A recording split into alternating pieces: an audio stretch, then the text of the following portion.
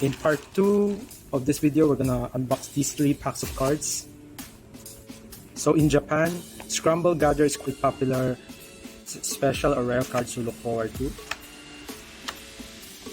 So Evangelion, Kaiser Pilder, Doblas M2, Voltlander, Volt Frigate, Sashel, Tokugawa, Eva 00, Macross, Greattoys Battleship, Akuryu, Gundam B2.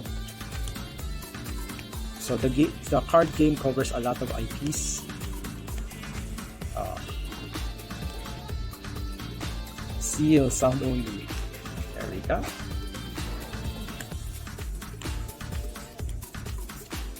Even up to now, a lot of the cards are still relative available at very low prices.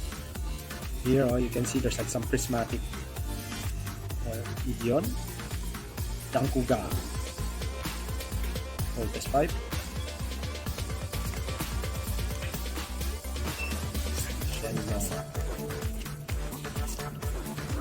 Psycho Gundam Mark II, Psycho Gundam Mark II. Well, the stats are different for each version. God Amon, Old Bomber, Old Panzer,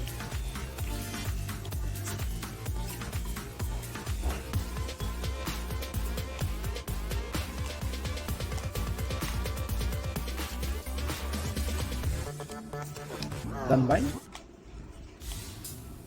Idio from Idion, Vivian Rose, of course, from Gundam, Zambul, and here we have Voltes 5, Prismatic Edition, Voltes 5, Prince Hynel, Kenichiko.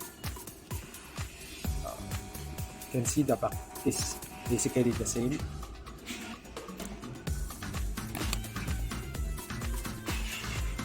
Of course, we have Octo 1, Volt Bomber again, Frigate, Lander, Cruiser, Big Falcon, Scarloop, Tokugawa.